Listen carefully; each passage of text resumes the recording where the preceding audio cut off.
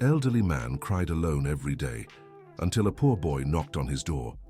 Walter Thompson felt the weight of each tear rolling down his wrinkled face as he sat on the same wooden porch steps where he had spent the last 5 years crying in silence. Loneliness had become his only companion since losing his wife, and each afternoon was a painful repeat of the last. It was on that rainy Thursday when he heard small footsteps approaching the gate of his home in the Hope Springs neighborhood of Portland. The brown-haired boy in worn-out clothes had been watching the old man cry for days before finally gathering the courage to knock. "Mr. Walter?" called a thin, hesitant voice. Walter quickly wiped his face with the sleeve of the green sweater he wore every day, trying to hide the tears he couldn't hold back. When he opened the door, he saw a boy no older than 9, with big brown eyes and a determined expression that contrasted with his fragile appearance. "What do you want, boy?" he asked in a rough voice, trying to sound intimidating. "My name's Nathan, sir. I live down the street with my grandma. I've seen you here alone, and I thought, maybe you have some work for me. I can sweep the yard, clean the gutters, anything." Walter eyed the boy suspiciously. He had learned not to trust anyone after so many years of disappointment. Life had taught him that people always wanted something in return, and a child offering help could only mean trouble. "I don't need anything, go away," he said, starting to close the door. "Sir, I just wanted to help. You don't have to pay much, anything will do. My grandma needs to buy her heart medicine, and I said I don't need it." Walter slammed the door hard, making the boy step back. But Nathan didn't give up. The next day he was there again, this time holding a crumpled piece of paper.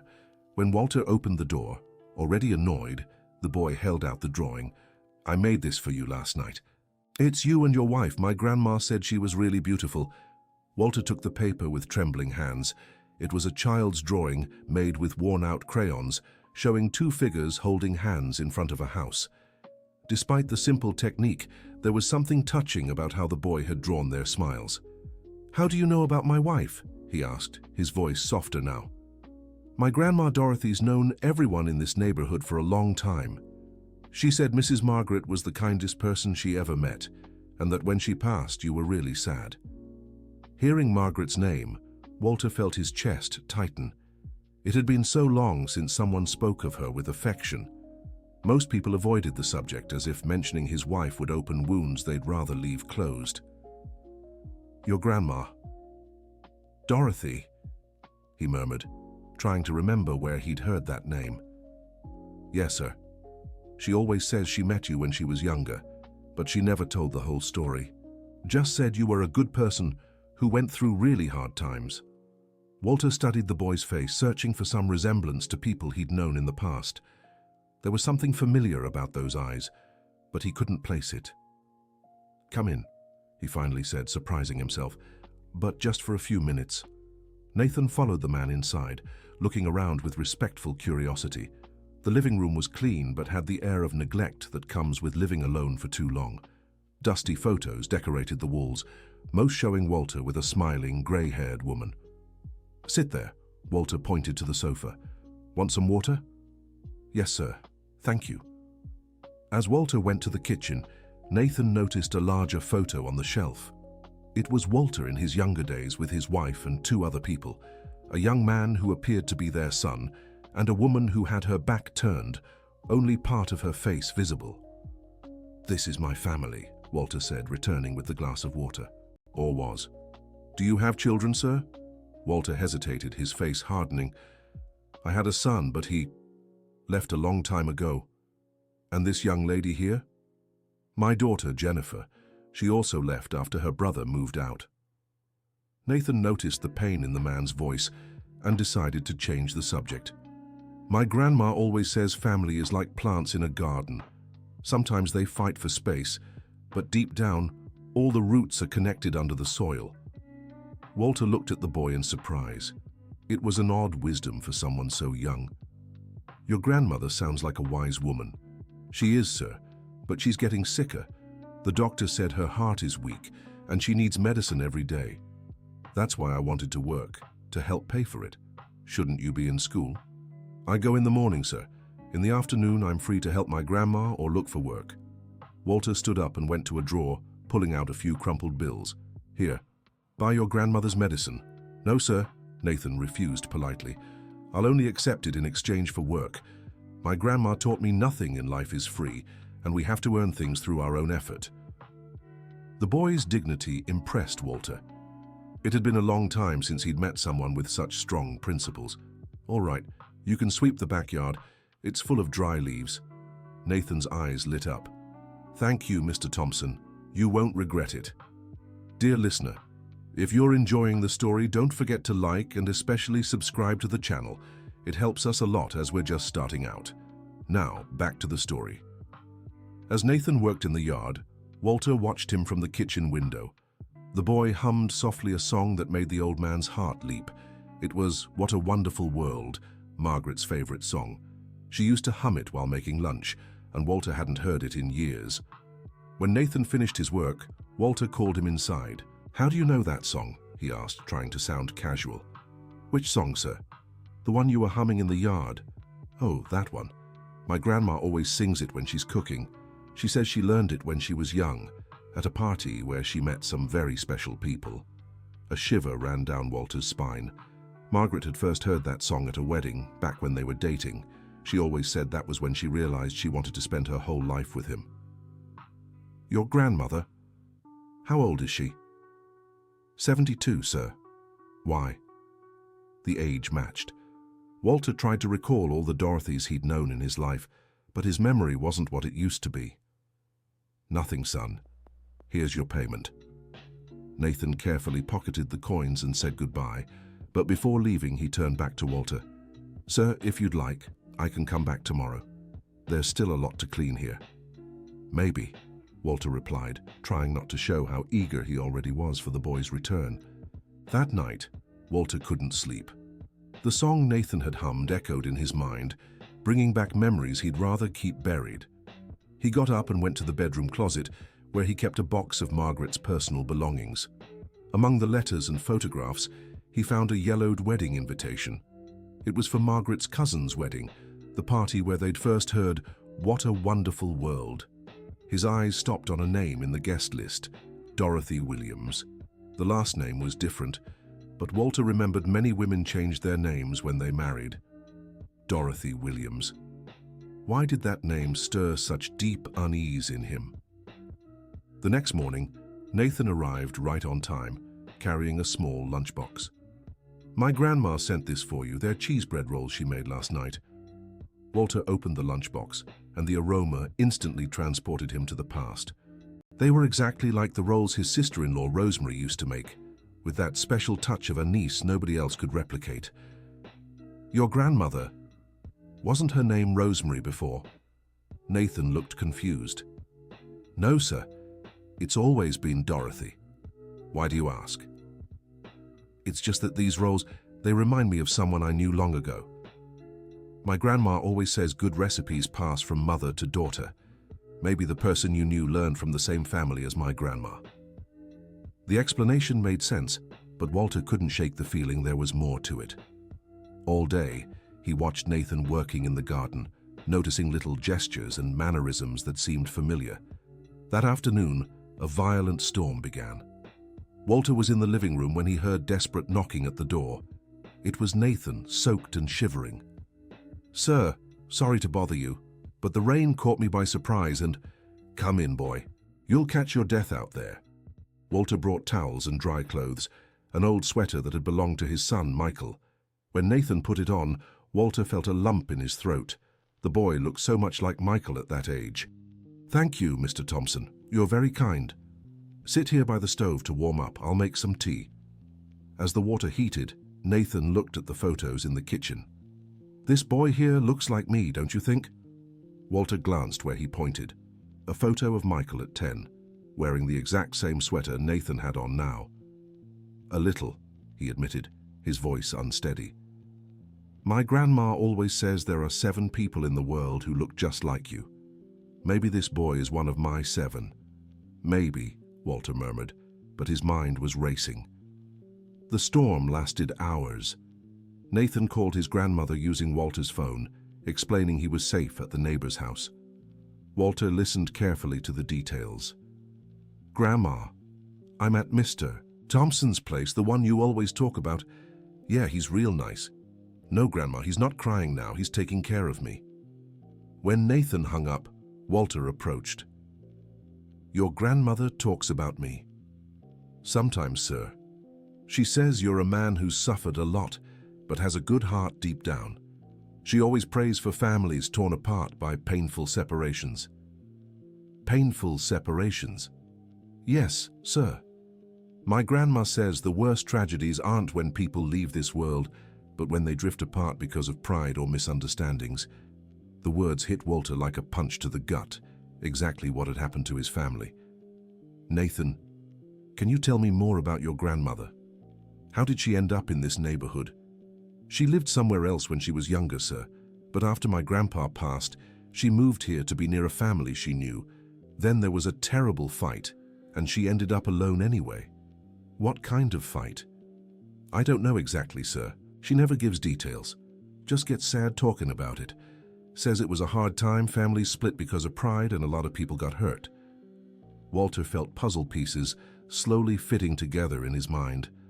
A woman named Dorothy, who knew family recipes, who knew about him and Margaret, who'd moved near a familiar family but ended up alone after a fight. Nathan, does your grandmother have other grandchildren besides you? No, sir, just me. My parents died when I was little, and since then it's been just her and me. How did they die? In a car accident, sir. I was too young to remember clearly, but my grandma always took care of me with so much love. Walter closed his eyes, trying to gather his thoughts. If his suspicions were correct, that boy wasn't just a helpful neighbor. He could be... The storm eased by late afternoon, and Nathan got ready to leave. Thank you for sheltering me, Mr. Thompson. I'll come back tomorrow to finish the work in the garden. Nathan, wait, Walter called before he could leave. Would you like to learn more about the people who lived here before? Of course, sir. I love old stories. Then tomorrow, when you come back, I'll tell you a few things about this house, about the people who lived here, the joys and sorrows these walls have seen.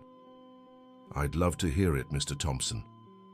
That night, Walter searched every corner of the house for clues. In the attic, he found a box that hadn't been opened in years. Inside were old letters, documents, and photographs he'd rather not see. Among the papers was a letter Margaret had written but never sent. In it, his wife spoke of her regret over the fight with her family, how she missed her sister-in-law Rosemary, who after marriage had become Dorothy Rosemary Williams, and how she hoped they could one day reconcile. The letter also mentioned the grandson she'd never met, Michael's son, born after the family feud. Margaret expressed her wish to know the child, to be a grandmother, to make up for past mistakes. Walter read the letter over and over, tears blurring his vision. Margaret had tried to mend things, but he, consumed by pride and anger, had never allowed it. The letter ended with a line that shattered his heart. My dear Walter, I know you're still hurt by Michael and Rosemary, but life is too short for so much bitterness. If something happens to me before we fix this, promise me you'll try to reunite our family. Promise you'll meet our grandson and tell him his grandmother Margaret loved him before she even knew him. Walter hadn't kept that promise. After Margaret passed, he withdrew even further, feeding his bitterness until it consumed all his relationships. But now, if his suspicions were right, life was giving him a second chance. The next morning, Nathan arrived early, bringing wildflowers he'd picked along the way. These are for your wife, Mr. Thompson. My grandma says all women love flowers, even after they've left this world. Walter accepted the flowers with emotion and placed them in a vase beside Margaret's photo. Thank you, Nathan. Margaret would have loved them. Can I ask what she was like, sir? Walter smiled for the first time in years. Margaret was light. She brightened any room she walked into. She was kind to everyone, always saw the good in people, even when they didn't deserve it. She sounds like my grandma in that way. Grandma Dorothy always says we should treat everyone well, because we never know what battles people are fighting. Your grandmother is a wise woman. Nathan, you mentioned she met special people at a party where she learned that song. Yes, sir. Her eyes always light up when she tells that story. Says it was one of the happiest nights of her life. Do you remember any other details about that party? Nathan thought for a moment.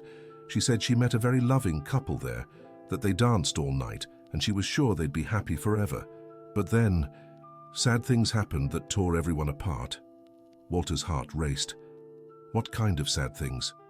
I'm not sure, sir. She just says the couple's son fell in love with a girl the family didn't approve of, and it caused a terrible fight. The young man left home, took his wife, and never spoke to his parents again. And your grandmother. Whose side did she take in that fight? She tried to make peace with everyone, sir. But people were too hurt. She says she still regrets not insisting more. At that moment, Walter was certain. Nathan was his grandson. Dorothy was Rosemary, his former sister-in-law. And he had spent years crying alone while his family was right there, suffering the same pain, nursing the same longing. Nathan, he said, his voice choked, do you want to hear a story about forgiveness? Of course, sir. I'll tell you about a very stubborn man who lost his family because of pride, and about how sometimes life gives us chances to fix our mistakes, if we have the courage to accept them. Dear listener, if you're enjoying the story, don't forget to like and especially subscribe to the channel. It helps us a lot as we're just starting out. Now, continuing. Walter was about to reveal everything when they heard the sound of a car pulling up in front of the house. Through the window, they saw a woman in her 40s stepping out of a black Civic, her expression determined and angry. Who's that, Mr. Walter? Walter paled. That's my daughter, Jennifer. Nathan noticed the tension in the man's face and stood up, ready to leave. I should go, sir. I don't want to cause trouble. No, Nathan, stay. Maybe it's time for some truths to come out. The front door swung open with a bang. Jennifer walked in without knocking, as if she still lived there. Dad, I need to talk to you about... She stopped abruptly when she saw Nathan. Who is this kid? Jennifer, this is Nathan. He's been helping me with some work around the house. Jennifer looked from Walter to Nathan, and her expression gradually shifted from anger to something close to shock. Dad, this boy, he's wearing Michael's clothes. Jennifer, I can explain. Explain what? That you're dressing some random boy in my brother's clothes? Do you have any idea how disturbing this is? Nathan glanced down at what he was wearing, then at the two adults, starting to realize he'd stumbled into something far more complicated than he thought. Sir, maybe I really should go. No, Walter said firmly. Jennifer, sit down. We have a lot to talk about. I have nothing to say to you, Dad. I came here because Mrs. Martha called me saying you've been acting strange, talking to yourself, letting kids into the house. She's worried about your mental state. My mental state is fine, better than it's been in years. Dad, look at yourself. You've got a boy working here, dressing him in clothes that should have been stored away, creating some sick fantasy. It's not a fantasy, Walter snapped, and you don't get to come here and judge me after disappearing for 5 years. I disappeared? I disappeared? Jennifer was visibly shaken. You're the one who kicked us out. You're the one who said if Michael left with that girl, we wouldn't be a family anymore. Nathan watched the argument in silence, beginning to understand he was caught in the middle of very old, deep wounds. Your brother made his choice, Walter said, his voice trembling with restrained emotion. He chose love, Dad. He chose happiness. Was that worth condemning him for? He chose a woman who was going to tear this family apart. Our family tore itself apart because of your pride, your stubbornness, your refusal to accept that your children grew up and had the right to make their own choices. Nathan stood up slowly. Excuse me, but I really think I should go. I don't want to cause more conflict between you. No, Nathan. Jennifer turned to him, her voice softening. I'm sorry, kid. You shouldn't have seen this. She stepped closer to him, and for the first time, really looked at his face. My God, she murmured. Dad, this boy. He looks just like Michael, doesn't he? Walter sighed. I noticed it too. It's not just that. Dad, look at him closely. Look at his eyes, the shape of his face. Nathan stood still as Jennifer examined him with growing astonishment. What did you say your name was? Nathan, Ma'am. Nathan what? Nathan Williams. Jennifer turned to Walter with wide eyes. Williams was Rosemary's married name. I know. You know. Dad, if this boy is... He's my grandson, Walter finished. Michael's son. The silence that followed was deafening. Nathan looked from one adult to the other, trying to process what he'd just heard. Grandpa? He asked in a small voice. You're my grandpa. Walter knelt in front of the boy, tears streaming down his face. I think so, my boy, I think so. But Grandma Dorothy never said... She never told me.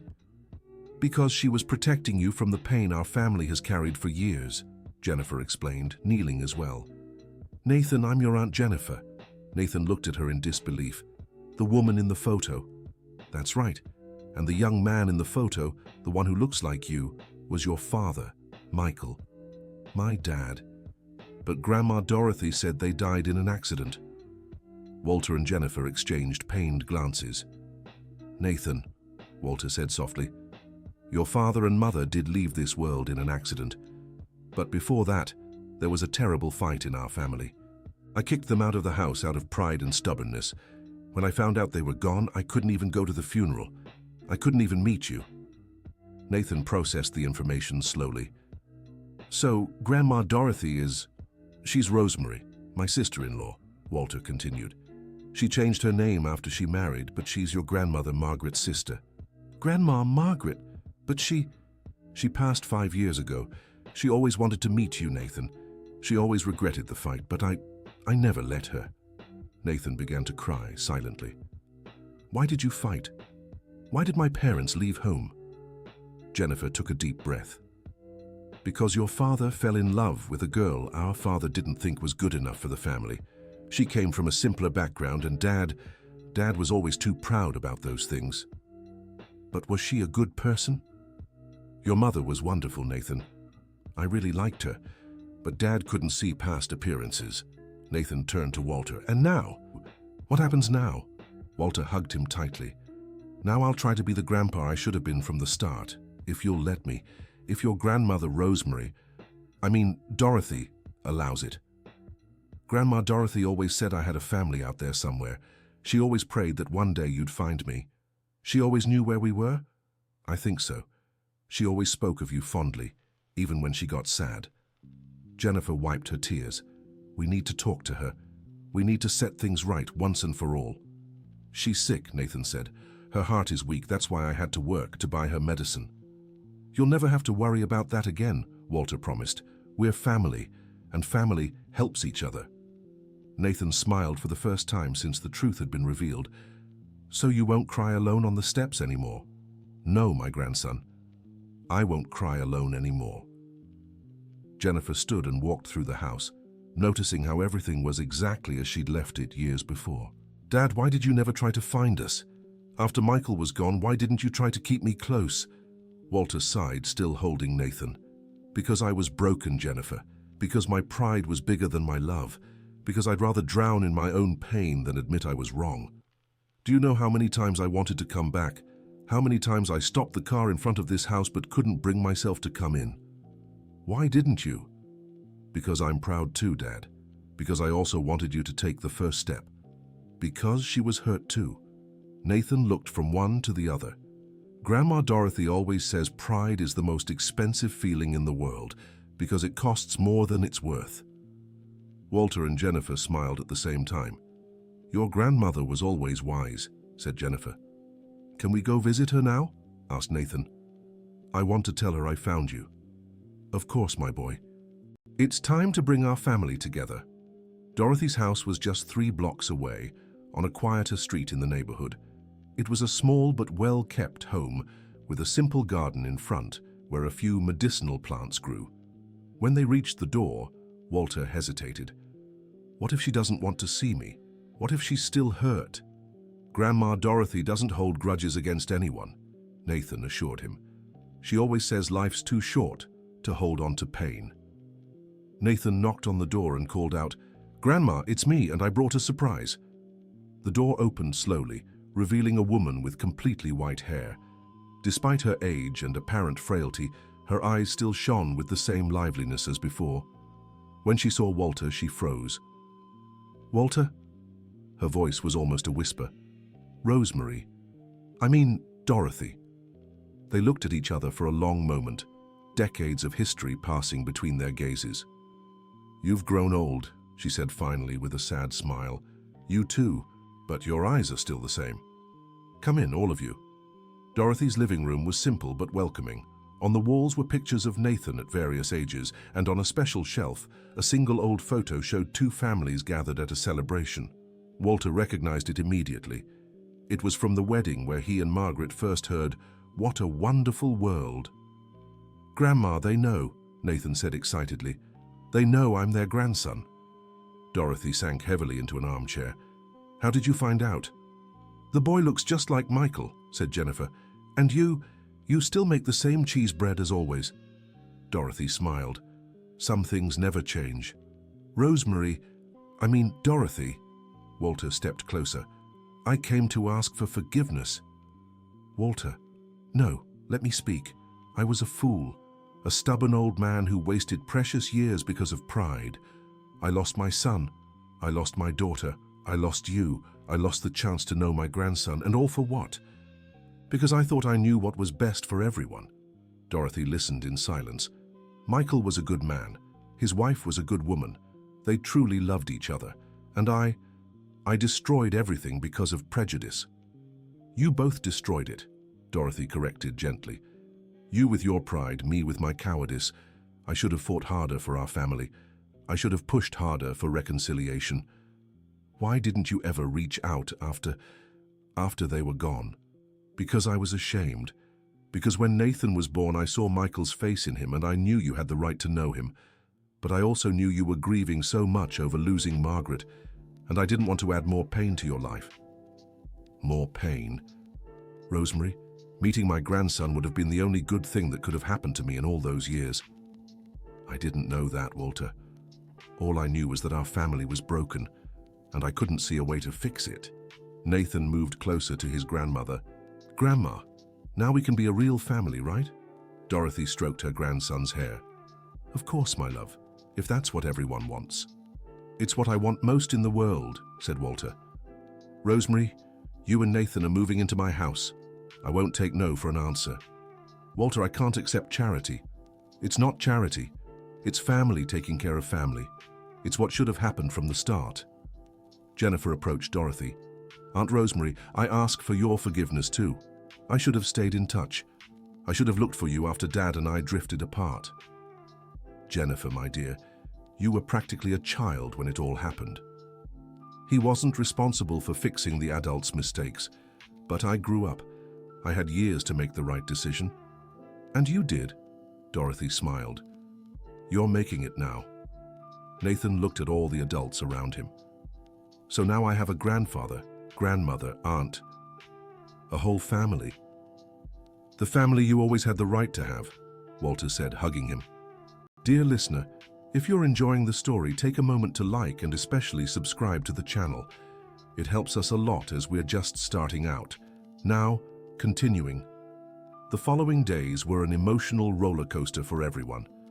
Dorothy was reluctant to accept help, insisting she could take care of herself and Nathan. Walter, meanwhile, was eager to make up for all the lost years, sometimes being overly protective. Nathan adapted quickly to the new reality, but occasionally seemed confused by so many changes. Jennifer came every day to help with the transition, but there was still tension between her and her father about past issues.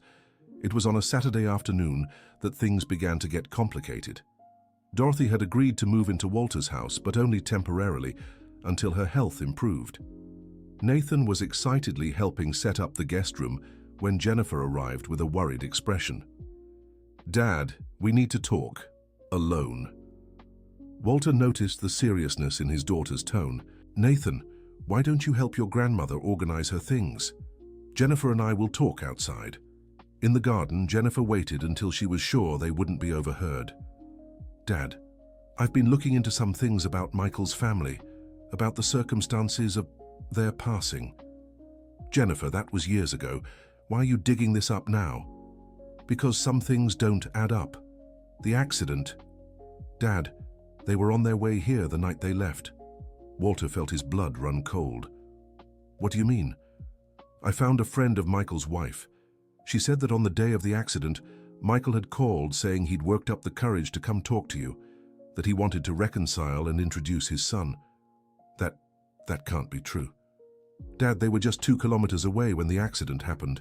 Michael was bringing his family home. Walter leaned against a tree, his legs weak. Are you sure about this? I spoke with 3 different people. They all confirmed the same story. My God, Jennifer, it means Michael forgave you before he passed. It means he wanted to make things right, and it means we lost our chance by just a few kilometers. Walter began to cry with an intensity he hadn't shown in years. I could have known my grandson since he was a baby. I could have said goodbye to my son. I could have... Dad, don't do this to yourself. The past doesn't change. What matters is what we do now. How do I tell Rosemary? How do I tell her Michael was coming home and I never even knew? Do you think she doesn't know? Walter looked at his daughter. What do you mean? Dad, think about it. Why did she move to this exact neighborhood? Why did Nathan always know so much about our family? Why did she keep that photo from the party where you 2 met? You think she came here on purpose? I think she spent all these years waiting for a chance to bring the family back together. And I think Nathan showing up at your door wasn't a coincidence. Walter went back inside, his mind in turmoil. He found Dorothy in the kitchen, making tea. Rosemary, I need to ask you something and I want the truth. Of course, Walter. Did you know Michael was coming to see me the night of the accident? Dorothy stopped stirring the tea and turned slowly. How did you find out? So it's true. Yes. Why didn't you ever tell me? Dorothy sighed and sat down. Because I thought it would be cruel. You were already suffering so much after losing Margaret. If I had known Michael had forgiven you, that he was coming home, the weight of guilt would have been even heavier. And you? How did you find out? Michael called me that afternoon, said he'd found the courage, that he wanted to introduce his son to his grandfather. He asked me to come along to help with the conversation. I said I would, but at the last minute I was afraid of how you'd react and backed out. You could have prevented it. No, Walter, the accident had nothing to do with our family. It was a drunk driver who ran a red light. It could have happened anywhere, at any time. But they were coming here because of me. They were coming here out of love. Michael loved you even after everything, and he wanted Nathan to meet his grandfather. Walter sat down beside his sister-in-law. Rosemary, why did you move to this neighborhood? Do you really want to know? I do. Because I had hope. Hope that one day you'd heal from your bitterness and could meet your grandson. Hope that our family could come together again. And why didn't you ever come to me directly? Because you had to be ready. It had to be your choice. If I'd shown up with Nathan, forcing a reconciliation, you might have rejected him like you rejected your own son. So you planned all this? Nathan showing up at my door? I didn't plan anything, Walter. I just created opportunities. Nathan always wanted to meet his grandfather, but I told him you weren't ready. When I started seeing him crying alone every day, I realized his pain was reaching its limit. That's when I let him come find you. You took a big risk. I could have turned the boy away. But you didn't, because deep down, you've always been a good man. A man who loves his family, even when he doesn't know how to show it. Just then, Nathan walked into the kitchen. Grandpa, Aunt Jennifer said you were telling old stories. Can I listen? Walter looked at his grandson and saw Michael in those same curious eyes, the same thirst for understanding. Of course, my boy, sit here. For the next few hours, Walter, Dorothy, and Jennifer told Nathan the whole family story, the happy moments, the fights, the mistakes, the regrets. Nathan listened intently, asking questions, trying to understand how adults could hurt each other so much over pride. Grandpa, do you regret fighting with my dad? I regret it every day, Nathan. And if he were here now, what would you say to him? Walter thought for a long moment. I'd tell him I loved him, that I was wrong, that I wanted him to be happy with whoever he chose, and that I was proud of the man he'd become. Grandma Dorothy always says the people who leave this world can hear us when we speak to them from the heart. Your grandmother's right. Then why don't you talk to him now? The innocence of the question touched every adult in the room deeply. Nathan's right, Jennifer said. Maybe it's time we spoke to Michael. Time to ask for forgiveness. Walter stood and walked to Michael's photo on the shelf. My son, he began, voice trembling. I was a terrible father. I let my pride overshadow my love for you. I threw you out when I should have held you close. I rejected your wife when I should have welcomed her as my own. And I lost precious years we can never get back. He took a deep breath before continuing. But I want you to know, your son is wonderful. He has your generous heart, your courage, your dignity, and I promise I'll be the grandfather you'd want me to be. I'll take care of him, love him, give him everything I failed to give you. Nathan moved closer and took his grandfather's hand. Grandpa, I'm sure my dad forgave you. Grandma Dorothy always says love is stronger than any hurt. Jennifer stepped forward too. Michael, brother, I'm so sorry I didn't fight harder for our family, for letting pride keep me from you too. But I promise I'll look after your son as if he were my own now. I'll tell him how brave you were, how you truly loved, how you always did what you thought was right. Dorothy closed her eyes and whispered a silent prayer, asking for peace for the nephew she helped raise. That night, for the first time in years, Walter didn't cry from sadness. He cried from gratitude, from relief, from hope. His house came alive again, with Nathan's laughter echoing through the halls and Dorothy's footsteps in the kitchen. But the adjustment wasn't without challenges. Dorothy still had episodes of weakness because of her heart, and Walter worried excessively. Nathan sometimes felt guilty for being happy when he knew his grandparents still grieved the losses of the past. It was during one of Dorothy's episodes that Jennifer had an idea. Dad, what if we did something special? Something to honor Michael and Margaret's memory, but also celebrate our family being together. What do you have in mind? A party, simple, just for us, on Michael's birthday, which is next month. Jennifer, I'm not sure that's a good idea. Dad, Michael loved parties. He'd be happy to know we're together, celebrating instead of crying. Nathan got excited about the idea. We can make the same cake Grandma Dorothy used to make for him when he was little. And we can play that song you danced to at the party where you met, Jennifer suggested. Walter looked at Dorothy, who smiled weakly from the bed. What do you think, Rosemary? I think Michael would be very happy to see the family together. Let's have this party. The party preparations brought new energy to the house. Nathan helped with decorations, Jennifer organized the food, and even Dorothy, though weak, insisted on making the special cake. Walter found himself visiting graves for the first time in years, both Margaret's and Michael and his wife's. He brought flowers and talked to them, telling them about Nathan, about reconciling with the family, about how he was trying to be a better person. At Michael's grave, he left a recent photo of Nathan. Your son is growing up strong and good, my boy. You can be proud. 3 days before the party, Dorothy had a more serious episode. She was hospitalized, and for a few hours everyone feared the worst. Nathan never left her bedside, holding his grandmother's hand and telling stories to keep her awake. Grandma, you can't leave now. We're going to have the party for my dad, remember? You promised to make the cake. Don't worry, my love, Dorothy murmured. I'm not going anywhere until I'm sure you're well taken care of. I am taken care of. I have Grandpa Walter, Aunt Jennifer. I have you. I'm rich in family. Dorothy smiled and squeezed her grandson's hand.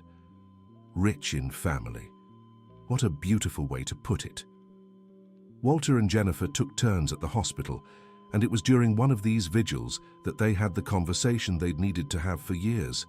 Dad, I want you to know I forgive you for everything. Jennifer, no, let me speak. I spent years holding on to anger, waiting for an apology that never came. But seeing you with Nathan, seeing how you're trying to be different, I realized life's too short to hold grudges. You have every right to be hurt by me. I do, but I also have the right to choose to forgive. And that's what I'm doing. I'm so sorry, Jennifer, for being too strict, for putting my expectations above my children's happiness, for missing so many years of your life. You didn't miss them, Dad. You're here now. We have time to build a better relationship. I'm so proud of the woman you've become, despite me, not because of me. Maybe a little because of you too. Your mistakes taught me how I didn't want to be. They laughed together for the first time in decades. Dorothy was discharged on the day of the party, still weak but determined to participate. The gathering was small and intimate, held in the living room that had witnessed so many tears and now saw smiles. Nathan had made a special drawing of his father, based on photos he'd seen. Jennifer brought an album with old family pictures. Walter prepared a speech he'd rehearsed many times. Michael, my son, today you would have turned 42. I can't give you a birthday hug, but I can give you a promise. I'll love your son the way I should have loved you. I'll support him the way I should have supported you. And I'll make sure he knows every single day how special you were. They sang, "What a Wonderful World," for Michael, and for a moment, everyone felt his presence there, approving of the family reunion. During the gathering, Nathan asked a question that took everyone by surprise. "Grandpa, now that we're a real family, can I call you Grandpa?" "Of course, my boy. It'd be an honor."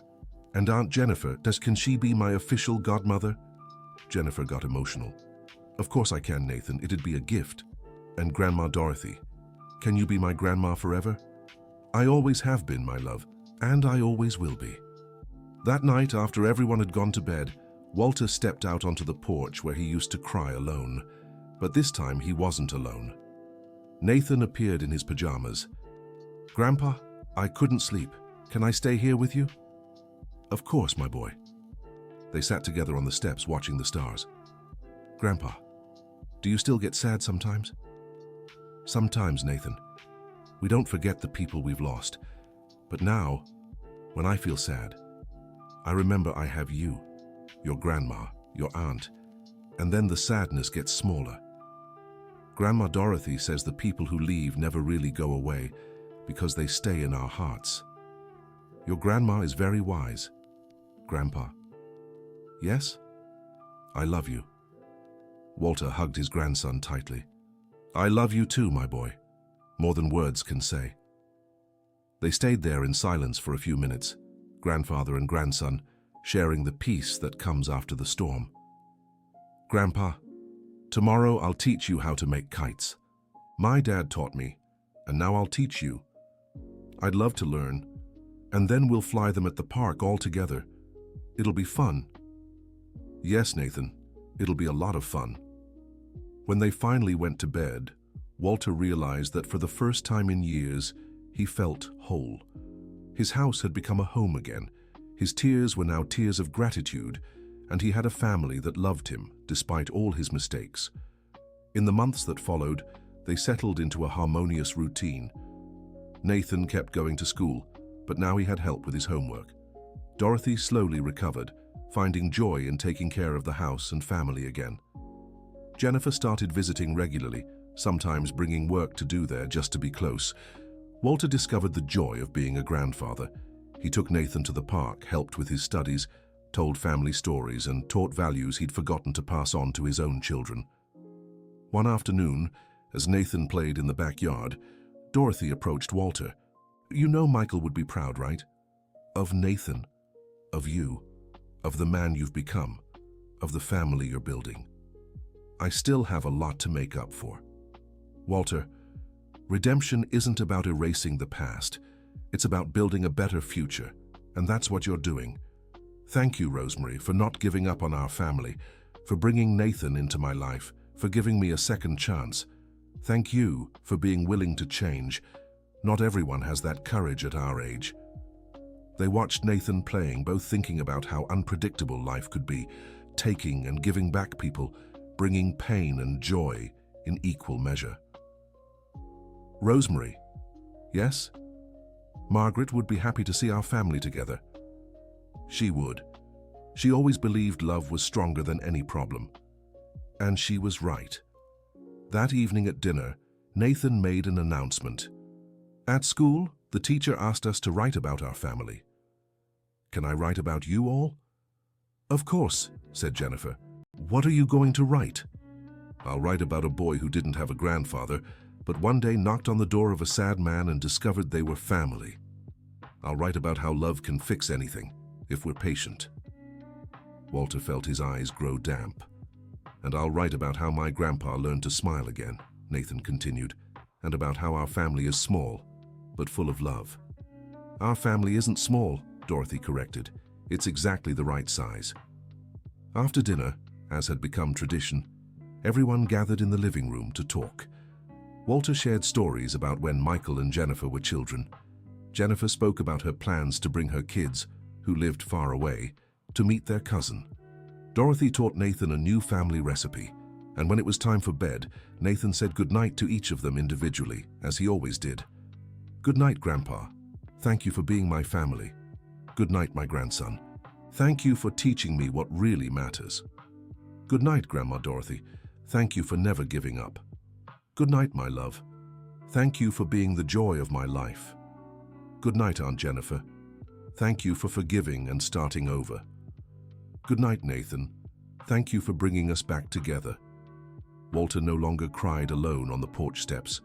Now, when he stepped outside for air, he was accompanied by the sound of laughter from inside the house, the knowledge that he had a family who loved him, and the certainty that he would never truly be alone again. Life had given him a second chance through a brave boy who chose to look beyond appearances. And this time, he wouldn't waste it. The end. Now tell us what you thought of this story of resilience and forgiveness. Have you ever experienced something similar in your family? Do you believe it's never too late to start over and build stronger bonds? Leave a comment sharing your experience. We'd love to hear your thoughts. And don't forget to like and subscribe for more heartwarming stories like this one.